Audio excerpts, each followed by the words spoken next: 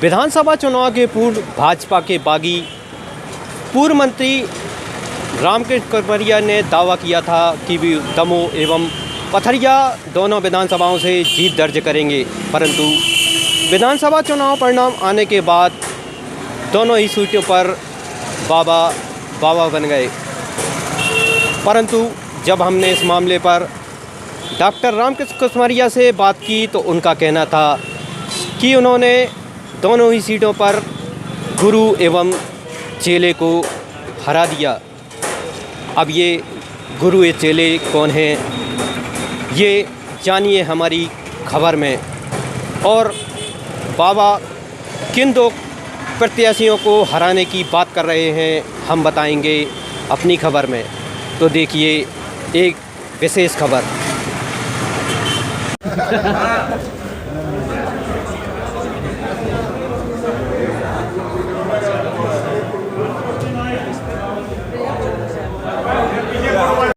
बाहर लेने तो ज़्यादा ठीक रहता है, काम पे चल रही है।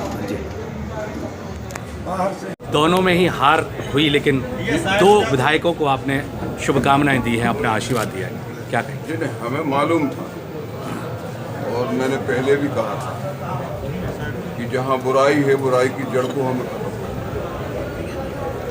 पर लोभी गुरु लालची चेला, दो ही नरक में फेंके।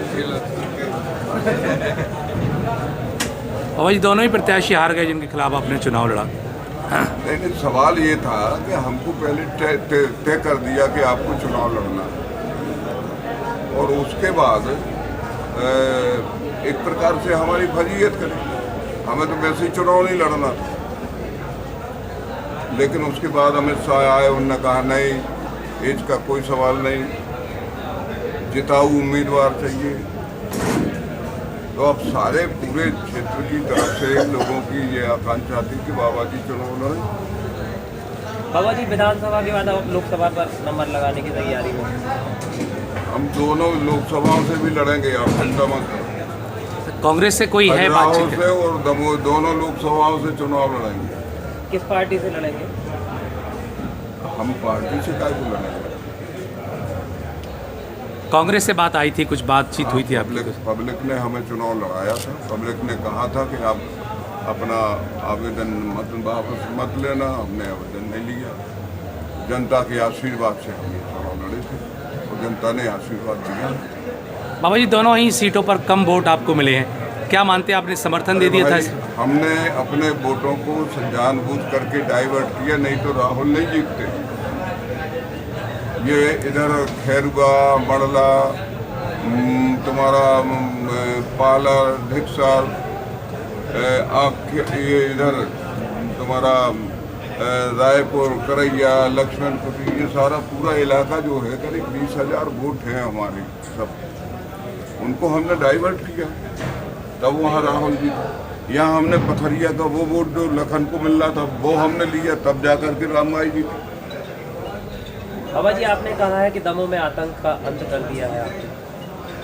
हमारे पार्टी के भीतर जो एक प्रजातांत्रिक मूल्यों का वो था, उसको वो नष्ट हो गया और एक आदमी के उस पर कुछ भी अनाप शनाप निर्णय होते। आप बताइए, दमोह का विकास आप हमें बता दें। सबसे गंदा शहर इसकी टाइटल मिली है हमारे दमोह। आवास पर्यावरण मंत्री भी रहे, शहरी विकास मंत्री भी रहे, लगातार कायदे से हम तीसरी बार जीते थे। पटवा जी जब मुख्यमंत्री बने थे, हमें मंत्री बनाना चाहिए, लेकिन पटवा जी को हम कहीं दिखाई नहीं दिया। उस समय से हमारे साथ अन्याय होना शुरू हुआ और फिर बोले अब लोकसभा लड़ जाओ, अब आप खजुराहो चले जाओ। अब हम सत्यव्रत से लड़ रहे हैं, भैया राजा से चुनाव लड़ रहे हैं, बड़े बड़े दिग्गजों से चुनाव लड़े, जीते। बोले अब उमा भारती ने नई पार्टी बना ली है, सरकार बनाने में मुसीबत है। शिवराज जी ने हमें आग्रह करके बुलाया कि अब आप लोकसभा छोड़ के पथरिया से चुनाव लड़ो। हम पथरिया से चुनाव लड़े, मंत्री बने, हमने काम किए। सारे विश्व में हाईएस्ट ग्रोथ यदि एग्रीकल्चर की है तो वो हमने करके दी थी। कृषि कर्मण अवार्ड हमने शुरू कराए थे, 0% ब्याज का जो शुरुआत करी थी हमने कराई। तो ये सारे जो है काम हमने उस समय करके दिए और उसका हमें ये परिणाम मिला कि हमको बोले आप राजनगर चले जाओ। उधर से भी हम जीत रहे थे, लेकिन इनके लोगों ने जाकर के वहाँ हराने का काम किया। तो अन्याय पे अन्याय, अन्याय पे अन्याय। फिर उसके बाद जब उनने कहा कि आप तैयारी करो, ये फिर पथरिया क्षेत्र जो है खतरे में है, आप भी इस चुनाव को निकाल सकते हैं, आप मन बनाओ।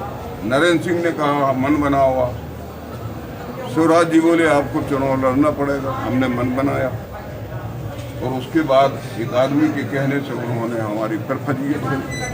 तो ये बार बार जो है इस तरीके से व्यवहार होगा।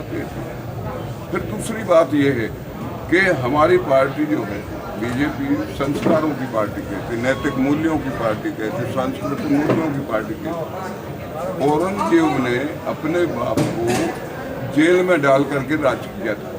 ये आडवाणी, डॉक्टर मुरली मनोहर जोशी, शत्रुघ्न सिन्हा, जसवंत सिन्हा जैसे लोगों को इनने बाइकाट कर दिया। पूरे चुनाव में कहीं भी अटल बिहारी वाजपेयी की फोटो नहीं लगाई। क्या है ये? यानी नैतिक मूल्यों से, सांस्कृतिक मूल्यों से भटकी हुई पार्टी को रास्ता दिखाने की आवश्यकता थी और इसलिए हमने ये कदम उठाया। बाबा के मन की हो गई है, बाबा के मन की हो गई। हम मन की परिणाम उनको भुगतना पड़ा ना, उनने गलती की। हमने तो पहले ही कहा था जो आप गलती कर रहे हैं उसके परिणाम भुगतना पड़ेगा। आपकी सरकार भी जाएगी, 10 बुंदेलखंड की आपकी कम से कम 10-12 सीटें जाएंगी। आपको उनको कम से कम हैसियत समझना चाहिए, किसकी हैसियत। 72 से हम चुनाव लड़ रहे हैं, 4-4 आना की हमने सदस्यता करी जनसंघ की। हमने डाकुओं से मुठभेड़ करी। ऐसा कोई नेता है जो डाकुओं से जिसने संघर्ष किया? इस पूरे बुंदेलखंड को हमने डाकू विहीन कराया।